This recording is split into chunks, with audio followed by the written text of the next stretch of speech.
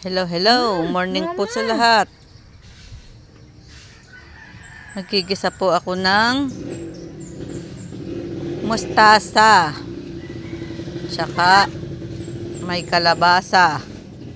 Ayan po ang aking recipe ngayong tanghalian. Ayan. Kusina ni Aling Beatrice. Ayan po ang mga ingredients niyan. Yan, nangingibabaw ang sili.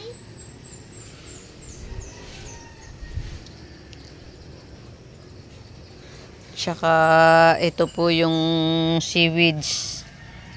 Yan. Ang sarap po nito.